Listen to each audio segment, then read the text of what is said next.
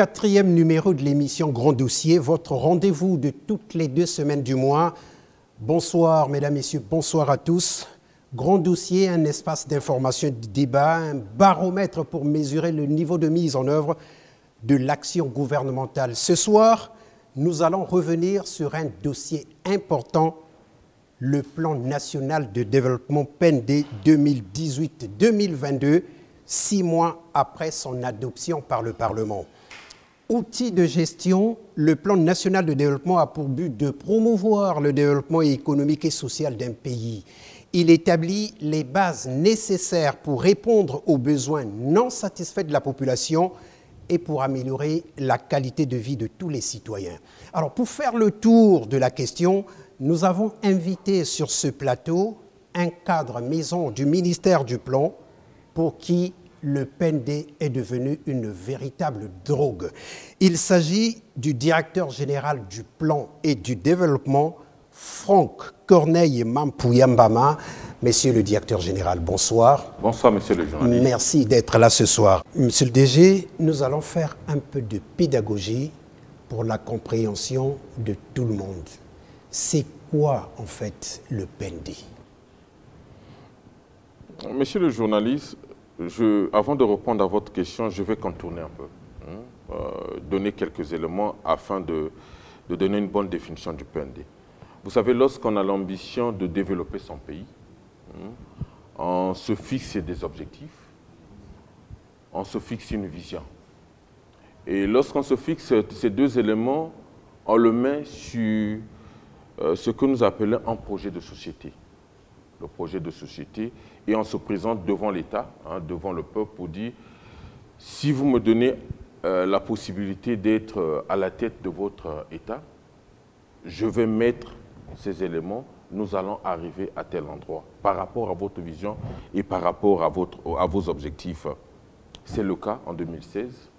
Le président de la République, son Excellence Denis Sassou Nguesso, il voulait un mandat, il voulait signer un contrat, il faut le dire, il voulait signer un contrat avec l'État congolais à travers son projet de société, la marche vers le développement. Et là, il ne s'arrête pas, il dit « allons plus loin ensemble ». Donc, c'est ce projet de société, lui dit « tous les Congolais, si j'arrive à être élu par vos voix, je vous mettrai sur cette route qui va vers le développement ». Et le plan national de développement intervient à ce niveau pour dire la vision qui est politique, parce que le chef de l'État, lorsqu'il prend cet engagement politique, comment opérationnaliser ce message politique, c'est le plan national de développement. Donc le plan national de développement est ce cadre opérationnel de cette vision qui nous permet d'aller vers cette vision du chef de l'État. Mais attention, le PND n'est pas un programme de long terme. Le PND est un programme de court et moyen terme. Donc, sur les 5 ans par rapport à cette vision du chef d'État, comment l'opérationnaliser? C'est là où le PND intervient. Mais ce n'est pas la première vision, ce n'est pas le premier projet de société du président de la République. On en a eu d'autres. Mais le PND vient s'agripper par rapport au passé pour mettre en place cette nouvelle vision du président de la République à court terme.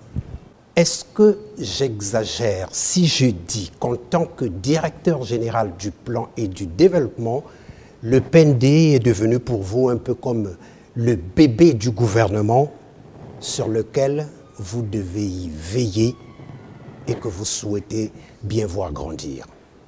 Au bébé, comme vous l'avez dit, ou bien si je dois rester sur votre chemin, je dirais que le PND n'est plus un bébé. Le PND est né déjà. Le PND est en train de suivre son comportement de garçon qui grandit, qui rentre peut-être dans sa phase d'éducation où il doit partir à l'école. Si je reste encore sur votre chemin, il doit aller à l'école, il doit être confronté à la rue, il doit être confronté à des difficultés qui existent. Et notre rôle en tant que cadre du ministère du Plan est de veiller à ce que ce document qui est indispensable pour le gouvernement puisse arriver à terme, que nous puissions récolter les fruits une fois que nous faisons l'évaluation 5 ans après. Dans l'avant-propos de ce document, sous la signature du chef du gouvernement, Clément Mwamba souhaite, je cite, que les Congolais, le gouvernement, les institutions de la République, les élus du peuple, les chefs d'entreprise, les organisations de la société civile et les partenaires au développement s'approprient ce nouveau plan quinquennal en vue de garantir son plein succès pour le bénéfice de tous les Congolais. Fin de citation, je referme la parenthèse. Constat, monsieur le directeur général, un peu plus de 6 mois après son adoption, on a comme l'impression que le PND est peu connu de tout le monde. Est-ce qu'il y a une stratégie de vulgarisation du plan mise en place pour rendre son contenu un peu plus accessible au plus grand nombre? Commençons d'abord par cette partie du Premier ministre que vous avez tenté de lire, qui est de la préface du document principal du PND, pour dire que le Premier ministre a raison lorsqu'il parle de tout ce processus qu'il décrit. C'est un processus participatif où on a vu tous les acteurs du développement du Congo participer, partant du gouvernement, de la société civile, des partenaires au développement, tous ces partis. Donc le PND aujourd'hui n'est pas seulement l'affaire du gouvernement, c'est une loi, c'est l'affaire de tout le monde. Tout le monde. Est-ce que le PND n'est pas connu? Je pense que le PND est connu, il faut le dire, le PND est connu, surtout dans le milieu intellectuel. Les gens parlent du PND mieux que nous. Déjà là, il faut corriger un peu ce que vous avez dit tout à l'heure, que c'est notre drogue. Le PND est connu même plus par les personnes extérieures. Lorsque nous suivons à travers les médias ce PND, les gens décrivent le PND, parlent du PND, ils parlent même mieux que nous. Mais ce qui est surtout important pour nous, c'est là où nous voulons aller un peu au-delà, parler du PND dans les langages plus faciles. Lorsque je parle de langage facile, je veux dire la langue lingala, je veux dire le Kituba, c'est traduit ce PND avec nos langues.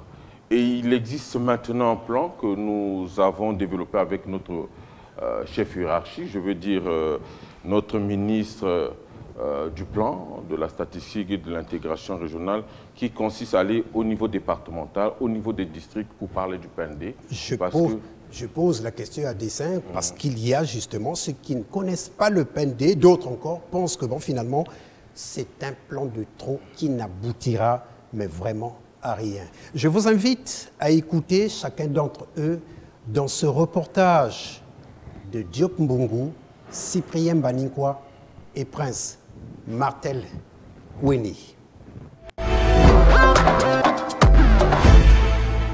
Le PND, le Plan national de développement comptant pour la période 2018-2022, a été élaboré par le gouvernement dans l'optique du redressement de l'économie nationale.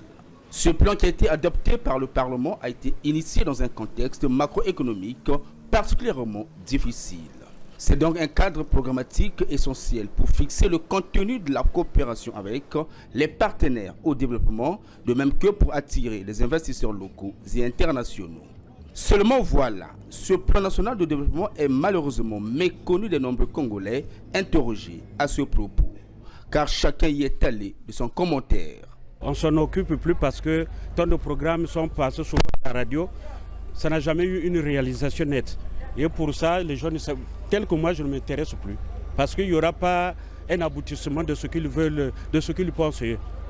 On n'a jamais vu au Congo un plan vraiment qui aboutit. L'idéal serait d'amener à bon port au fait, les conclusions fixées dans ce programme. Ça ne peut que me dire quelque chose, mais ce que nous souhaitons, c'est le bien-être du Congolais. Point. Vraiment, que le Congolais vive dans l'opulence, dans l'aisance. On est trop malheureux. Je n'ai jamais suivi ça, parler même de ça. Nous souhaitons que ça puisse réussir pour que ça soit meilleur pour le pays et pour nous tous. Tout le temps, quand on a mis ces fameux programmes, malheureusement, n'ont jamais abouti. Et à la fin de l'aide, justement, de la période du programme, on n'a jamais fait de bilan là-dessus. Bon, c'est inutile, parce que moi, je crois que quand on fait des projets, on promet de faire un certain nombre de choses. À la fin, il faut évaluer le projet son taux de réalisation, qu'est-ce que vous avez fait exactement, même si on ne l'a pas totalement réalisé, mais au moins on pourrait dire à la population que nous avons réalisé ce projet à telle hauteur, à 60%, 70%, pourquoi pas. Je crois à ça, la manière dont on est en train de parler à la télé, la ministre est en train de se défendre, je crois à ça, dans 4 ans, ça va donner des fruits. Moi, je suis pour moi au village. Donc, pour toi, le PND, je connais pas. Pas entendu parler. Ah bon? J'ai pas entendu parler. Au total, il y a eu plusieurs programmes. Bon, cette fois-ci, j'espère qu'ils vont mettre le paquet. Le problème réside surtout sur la gestion. Parce qu'on peut avoir des moyens, tout ça là, financier à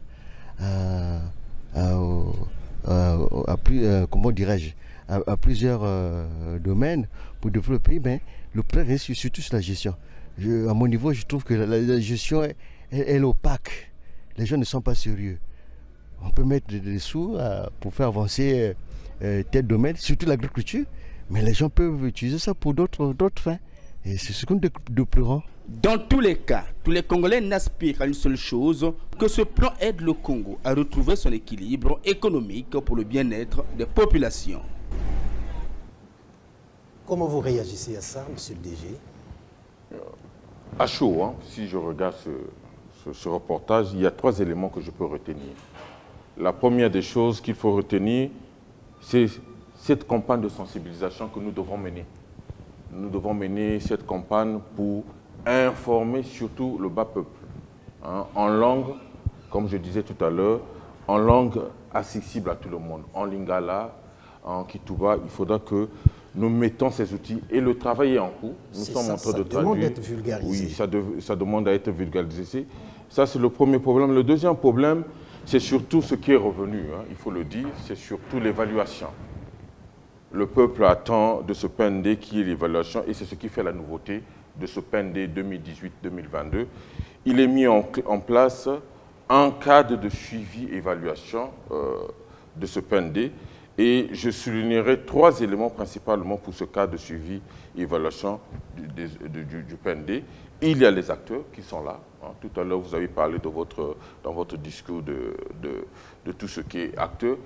Le Premier ministre l'a dit dans sa préface, tous les acteurs qui ont participé à l'élaboration du PND seront à l'évaluation. Le processus est élaboré un peu comme ce qu'on fait dans les Nations Unies. Les objectifs sont fixés. Tous ceux qui ont fixé les objectifs, ce sont ces personnes aussi qui doivent participer à l'évaluation. Deuxième élément qui est aussi important dans le cas de ce PND, c'est les types d'évaluation qu'ils vont faire, que nous devons faire. Nous avons identifié 5 types d'évaluation. Il y a les évaluations que nous appelons l'évaluation annuelle. Là, nous nous préparons à l'évaluation. Vous avez dit 6 mois. Nous préparons à l'évaluation de la première année de ce PND. Et ensuite, il y a l'évaluation à mi-parcours, c'est-à-dire après 2 ans et demi. Nous allons nous asseoir avec les mêmes acteurs sur la base de l'expertise que nous connaissons des Congolais et des partenaires du Congo, évaluer ce PND à mi-parcours, c'est-à-dire après 2 ans et demi. Nous avons les évaluations qui vont se faire à la fin, c'est-à-dire tout juste après, en 2022, nous ferons aussi l'évaluation que nous avons l'habitude de parler dans notre jargon, l'évaluation des faits, pour voir quels sont les effets immédiats pour le PND. Et plus tard, 5 ans après, nous allons évaluer le PND. Je finirai par quelque chose qui est très important. Nous sommes en négociation avec les partenaires, nos partenaires financiers, vous savez, avec le FMI. Le PND est élaboré sur la base des discussions aussi que nous menons avec nos partenaires. Et vous le savez, hein, si le Congo signe ce programme avec le FMI, tous les 6 mois, ces partenaires viendront évaluer le programme, c'est-à-dire évaluer aussi le PND. Et nous aurons des informations à chaque moment. Au fond, quel est le problème que pose le PND en termes de développement du pays? Ça, vous nous poussez à aller détailler les axes prioritaires du PND. Nous avons identifié, dans le cadre de l'élaboration du PND, nous avons pu identifier 3 axes prioritaires. Dans votre reportage, on l'a dit, il y a la gouvernance, le problème de gouvernance qui posent. Comment avez-vous été amené à les identifier, Alors, à les déterminer? là, vous me poussez à vous parler un peu de l'histoire du PND. Déjà, il faut commencer par dire que lorsque nous avons commencé les discussions préalables pour l'élaboration du PND, l'objectif, c'était, vu la crise que connaît le Congo, c'était de stabiliser d'abord la situation économique et par la suite relancer. C'était ça l'objectif principal. Et par rapport à cet objectif principal, nous nous sommes dit qu'il fallait identifier les éléments qui devaient aller. Les techniciens que nous sommes, avec l'expertise de toutes les parties prenantes, nous avons identifié deux axes prioritaires. Il y avait deux axes prioritaires au départ, et puis le Parlement en a ajouté. Voilà. Mais avant d'arriver au Parlement, il y avait quelque chose d'important. Nous avons identifié l'éducation, l'éducation comme axe prioritaire, et la diversification. Lorsque nous avons monté le dossier jusqu'au comité de pilotage dirigé par son Excellence M. Clément Mwamba, nous avons validé à ce niveau. Après le comité de pilotage, le dossier est arrivé au niveau du Conseil des ministres sous la présidence de son Excellence M. Denis Sassou Nguesso.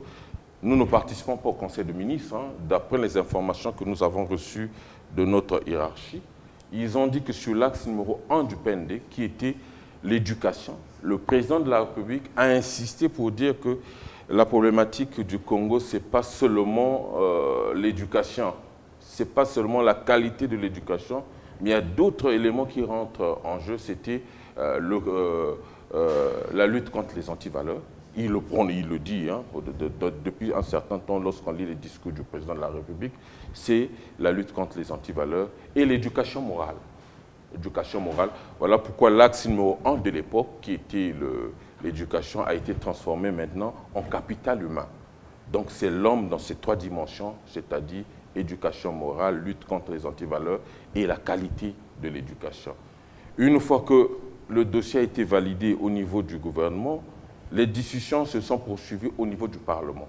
Mais ça, je peux vous assurer, il y a eu des grandes discussions qui commençaient à partir de 10 h jusqu'à 22 h, 23 h. Ils étaient encore en discussion. D'ailleurs, pour votre information, il y avait des moments où nous étions même invités à 23 h pour aller expliquer les aspects techniques du PND. Et c'est de là-bas que le Parlement a dit, au lieu de mettre les mesures la gouvernance comme mesure d'accompagnement, il faut le mettre comme axe prioritaire. Axe prioritaire, mais pas et axe numéro 1. L'axe numéro 1 comme priorité numéro 1 de la République du Congo. L'axe numéro 1, c'est donc la gouvernance. Et l'axe numéro 2, c'est la réforme en profondeur du système éducatif et de la formation qualifiante et professionnelle en vue de valoriser le capital humain. Là encore, quel est le constat qui a été fait pour mettre la question de l'homme au cœur du développement? Ah, vous l'avez dit, vous l'avez dit.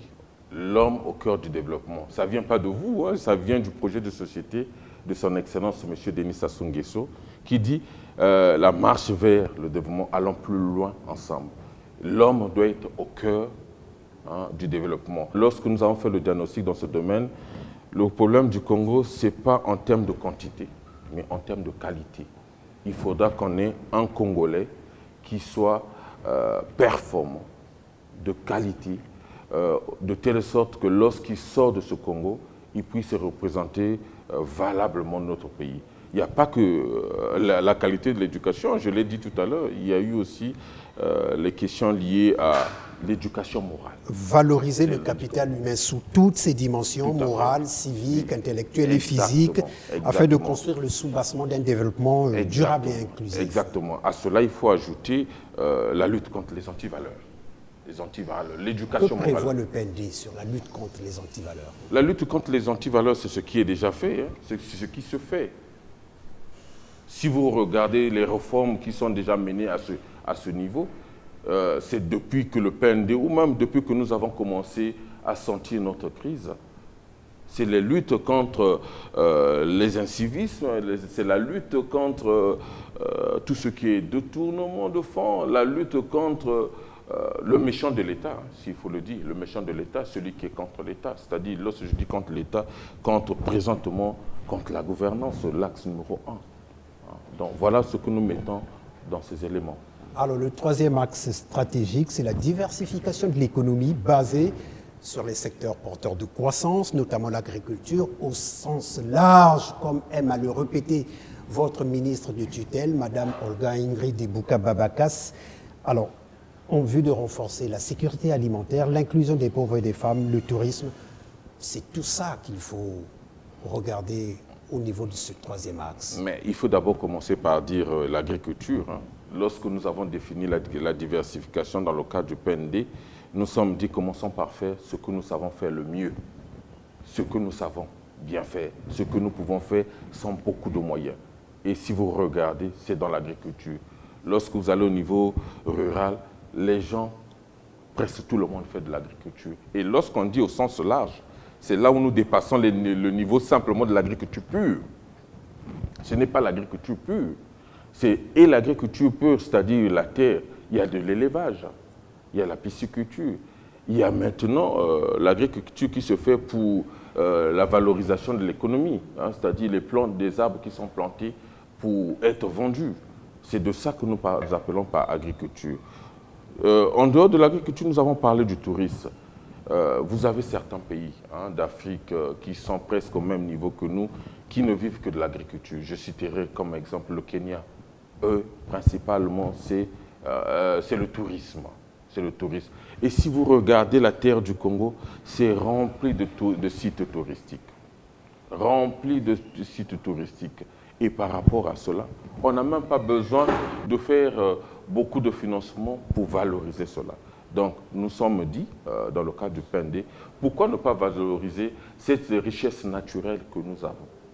Pourquoi ne pas développer une stratégie pour valoriser cela? C'est ça le sens du PND. Le PND va dans ce sens. Et enfin, nous avons déjà commencé avec la politique d'industrialisation. Mais attention, le PND ne dit pas industrialisation au sens large, ce qui est différent de l'agriculture. C'est l'industrialisation pour favoriser l'agriculture, c'est l'industrialisation pour favoriser le tourisme, pour qu'il y ait valeur ajoutée à notre PIB, valeur ajoutée à notre production. Qu'est-ce que le paysan qui écoute ça attend de cette diversification? En termes d'agriculture, comme vous avez dit, il ne s'agira plus, le PND ne prévoit pas qu'il s'agisse encore de faire l'agriculture avec les houes, c'est-à-dire avec quelques houes, avec quelques pelles. Mais il s'agit de passer à l'étape supérieure, c'est-à-dire tout ce qui est méthode de mécanisation, tout ce qui est méthode de technologie avancée. Mais pour arriver à ce niveau, il y a tout ce qui est cadre qu'il faut mettre pour voir comment faire l'agriculture. Et là aussi, je voulais profiter pour vous dire, il ne s'agira plus de cultiver, par exemple, le haricot n'importe où. Il faut faire une cartographie. Le PND prévoit de faire une cartographie de la situation agricole du Congo.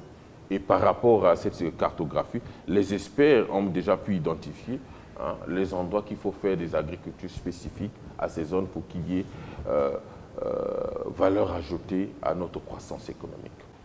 Et quelle est la place du secteur privé en tant que moteur de croissance, moteur de la diversification? Si vous regardez l'annexe numéro 2 du PND, qui vous parle du montant du PND, combien coûte le PND, vous êtes à près de 16 000 milliards. Et dans les 16 000 milliards, les 1/3, c'est l'État qui les prend en charge. C'est l'État qui a des moyens pour financer. Et les 2 autres tiers, c'est la recherche de financement qu'il faut aller chercher auprès des partenaires, surtout, principalement, auprès du secteur privé. C'est le secteur privé qui va l'apporter. Voilà pourquoi, comme mesure d'accompagnement dans le cas du PND, il y a des éléments où il y a ce que nous appelons mesures d'accompagnement prioritaires. Il y a l'amélioration du climat des investissements. Donc, tant que ce climat d'investissement n'est pas amélioré, on ne peut pas attirer le secteur privé pour venir soutenir le processus du PND. Est-ce que la mise en œuvre de ce plan est forcément assujettie à la conclusion d'un accord entre le gouvernement et le FMI? Je dirais oui ou non. Oui et non. Pourquoi oui et non? Oui parce que... non, je dirais d'abord non. Non parce que le PND, c'est d'abord un programme congolais. Le PND, c'est le plan opérationnel du projet de société du président de la République. Le président de la République et l'engagement qu'il a pris, les Congolais qui ont élaboré, nous sommes obligés d'aller vers ce plan. Mais oui, c'est assujetti de l'accord avec le FMI, parce que vous savez, hein, le FMI, lorsqu'il vient dans un pays, ce n'est pas en termes de qualité ou de la quantité de financement qu'ils apportent, mais le FMI emmène surtout le quitus. Ce quitus qui dira que le Congo est crédible. Si le PND dit « Aujourd'hui, je signe un programme avec le FMI, avec la République du Congo », ça veut dire que le Congo devient plus crédible que possible. Et lorsqu'on est crédible, je veux dire, on attire les financements. On attire les financements. Donc les 2 tiers dont je vous ai parlé, les partenaires viendront parce qu'ils diront que le Congo est crédible. Le Congo, c'est une terre où on peut encore réaliser les affaires pour le développement. Oui, mais justement à ce niveau-là, est-ce que ça ne pose pas de problème de calendrier d'exécution du plan? C'est comme je vous ai dit tout à l'heure, hein, c'est un programme d'abord des Congolais. Hein, programme des Congolais. Le Congo doit donner un tiers, ils ont commencé déjà à donner. Il y a certains partenaires qui ont annoncé et qui ont commencé à financer. Et il y a encore certains qui sont là, qui hésitent, qui attendent ce quitus, qui viendra bientôt. Et nous espérons que ça soit très bientôt pour nous permettre d'aller encore plus vite et accélérer le processus. Alors dites-nous exactement, concrètement, depuis 6 mois, qu'est-ce qui a été fait dans le domaine de la gouvernance, dans le domaine de la valorisation du capital humain et dans la diversification économique? Alors je prendrai quelques exemples pour illustrer mes propos. Si vous allez au ministère des Finances, vous allez voir des batteries de réformes. Le Parlement aujourd'hui vote des lois. Et si vous regardez l'ensemble de ces éléments, c'est des éléments qui permettent d'atteindre la bonne gouvernance. Il y a des réformes qui sont là. En termes du capital humain, vous avez vu plusieurs fois le ministre en charge de l'enseignement supérieur venir vous parler de tout ce qui est réforme de ce système en profondeur. Et il faut le dire, pendant les 2 ou 3 prochaines années, non, disons les 2 prochaines années, lorsqu'on parlera du PND, ce n'est pas déjà dans les réalisations, mais c'est dans la mise en place des bases pour permettre la relance. C'est au niveau de votre relance qu'il faut le faire. Et autre chose, pour répondre aussi à votre question, il est un peu trop tôt, hein, parce qu'il faut que nous fassions l'évaluation. Ça, je parle en termes d'exemple. Il faudra que nous fassions notre première évaluation pour que nous puissions voir la situation avant le PND et la situation d'aujourd'hui. Qu'est-ce qu'il faut, qu'est-ce qu'on a déjà gagné en termes de réalisation. Le plan national de développement 2018-2022 est le cadre stratégique et programmatique intégré à travers lequel le gouvernement entend conjuguer ses politiques de stabilisation macroéconomique avec ses stratégies multisectorielles de relance économique, de lutte contre la pauvreté et le développement. La valorisation du capital humain. Qu'est-ce que cela veut dire? Cela veut dire mettre un accent sur l'enseignement, la formation, de sorte que nous ayons une force vive de la nation qui soit suffisamment outillée pour rentrer dans le monde du travail. La diversification de notre économie doit donc se poursuivre avec aujourd'hui plus précisément l'agriculture au sens large. Nous voulons entendre par l'agriculture au sens large l'agroforesterie, la pêche, les cultures, l'élevage, vraiment au sens le plus large qu'il convient d'accorder à ce mot. Ensuite, nous avons le tourisme, parce que nous avons un pays formidable qui recèle d'une diversification de paysages, de cours d'eau qui ferait que nous pensons que les touristes viendraient et créeraient de la croissance. Et enfin, l'industrie, l'industrialisation. Qu'est-ce que c'est? Cela veut dire nous avons de la matière première, de la matière brute que nous devons transformer. Et en transformant, nous arriverons à des produits finis. Nous allons créer de la valeur ajoutée et donc forcément de la croissance. Le contexte international et national très particulier a servi de trame à la réflexion sur les objectifs centraux et les axes prioritaires de développement économique, des axes prioritaires qui ont été inclusifs et participatifs. dans notre démarche, depuis le début, le caractère participatif, c'est-à-dire le plus large possible, inclusif. On doit discuter, on doit échanger. Il doit y avoir des jeunes, des femmes, le secteur privé, le secteur public, les ONG, les partenaires techniques et financiers. Tous se sont retrouvés autour des experts, mais les experts qui venaient de nos administrations pour discuter, pour qu'il y ait une réflexion suffisamment dense. La valorisation du capital humain, ça passe par un système éducatif compétitif avec en toile de fond une formation accrue en ressources humaines. Et il a été retenu que nous devrions d'abord engager une réforme en profondeur du système éducatif pour rendre le système éducatif congolais compétitif de façon à ce qu'il réponde aux exigences, sinon aux contingences contemporaines. Et rendre le système éducatif congolais compétitif suppose qu'il nous faut rendre disponible le personnel enseignant en nombre et en qualité. On aurait pu dire en quantité et en qualité. Et donc, il faut former le personnel enseignant. Et le personnel enseignant se forme à l'ENS pour le secondaire, à l'UNI pour les instituteurs. Donc, toutes les entités de l'éducation sont impliquées dans la formation du personnel enseignant en nombre et en qualité.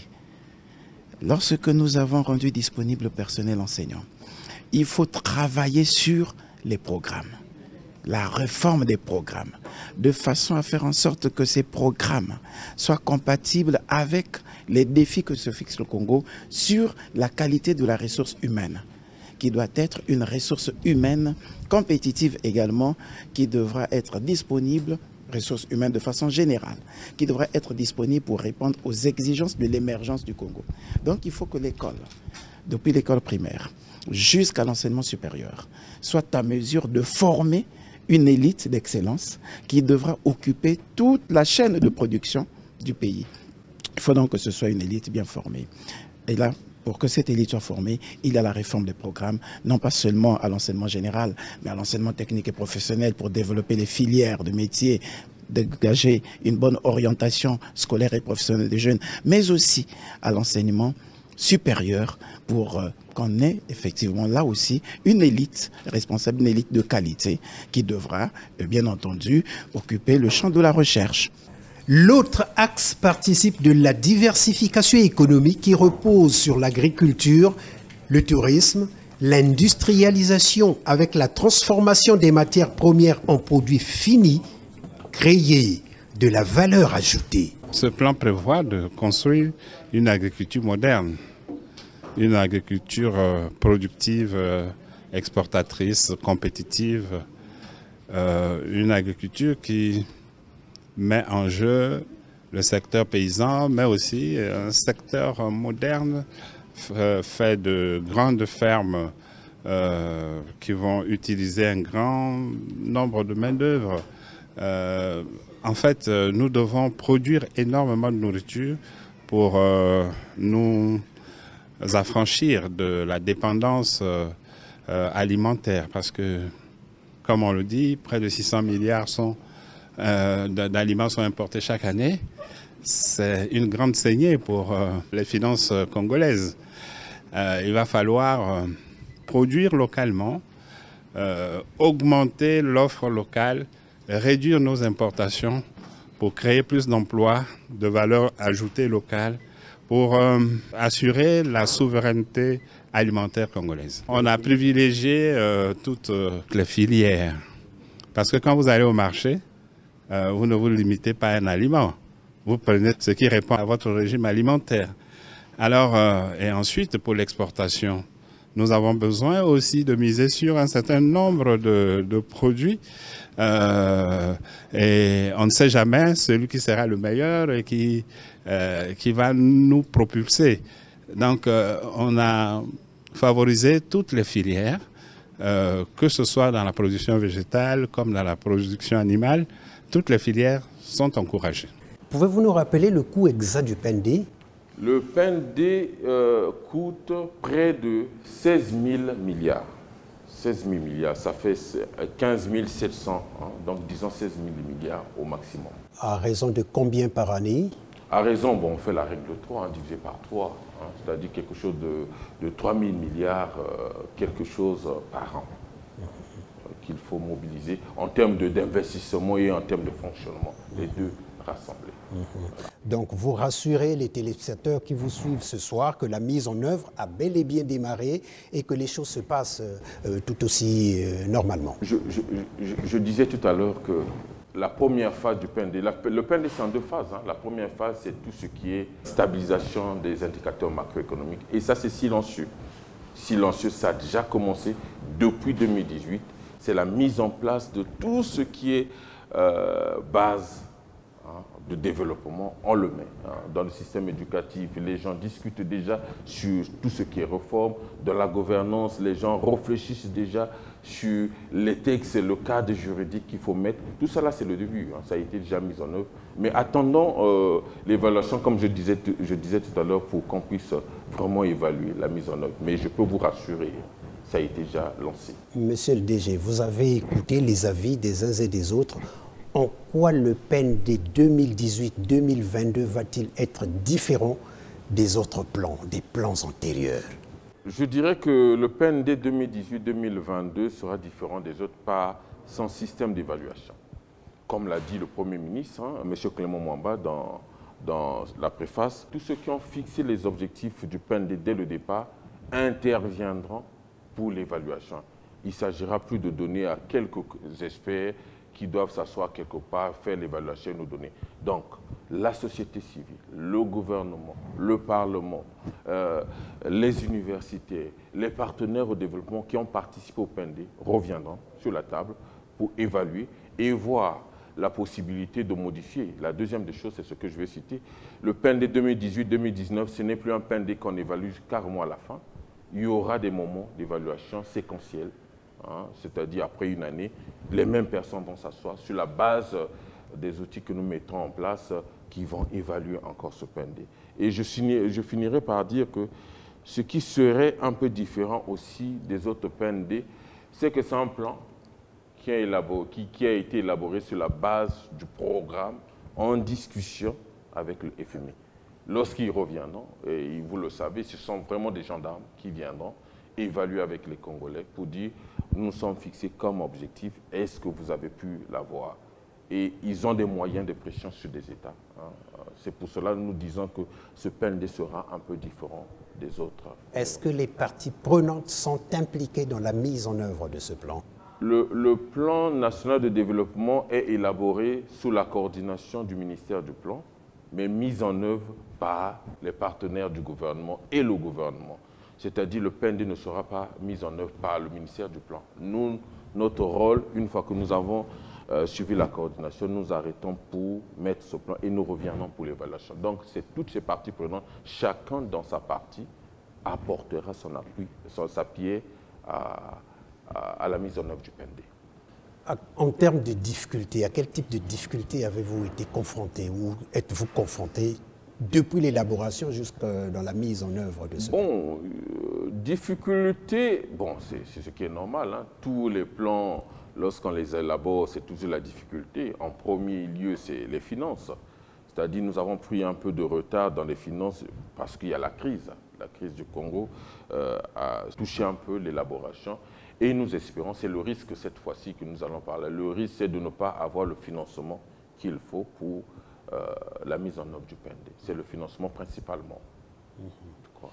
Monsieur le DG, y aurait-il un point que vous auriez bien voulu évoquer, mais qui n'a pas fait l'objet de questions? Si oui, alors c'est lequel? Alors, le point qui nous reste à discuter peut-être avec vous, c'est surtout, ça rentre aussi dans tout ce qui est processus de sensibilisation du PND. Absolument. Oui, parce que le PND est resté entre Brazzaville, Dolisie et Pointe-Noire. Et Pointe-Noire, ce que nous voulons faire, c'est d'aller dans les détails. C'est pas connu au niveau des communautés il faut aller. Il y a ce que nous allons mettre en place dès maintenant, tout a été élaboré, le plan départemental de développement. Donc, dans chaque département, nous allons descendre pour élaborer leur PND, hein, s'il faut dire, le plan, les PND au niveau de chaque département. Ça commencera d'abord par tout ce qui est activités liées à la sensibilisation de tout ce qui est PND et l'élaboration par la suite des PND au niveau local. Voilà les éléments que je peux peut-être ajouter à ce niveau. Merci donc, lorsque vous aurez dit ça, merci pour votre disponibilité, merci de nous avoir apporté tous ces éclairages. Je rappelle que je recevais dans le cadre de l'émission Grand Dossier le directeur général du plan et du développement, Franck Mampouya, avec qui nous avons parlé de la mise en œuvre du plan national de développement 2018-2022, 6 mois après son adoption par le Parlement. Merci pour votre aimable attention. Des remerciements particuliers à l'équipe de production de l'émission Grand Dossier. Bonsoir et ou bonjour selon l'heure à laquelle vous nous suivez et à très bientôt sur votre chaîne pour un autre programme Grand Dossier. Excellente soirée, bonsoir.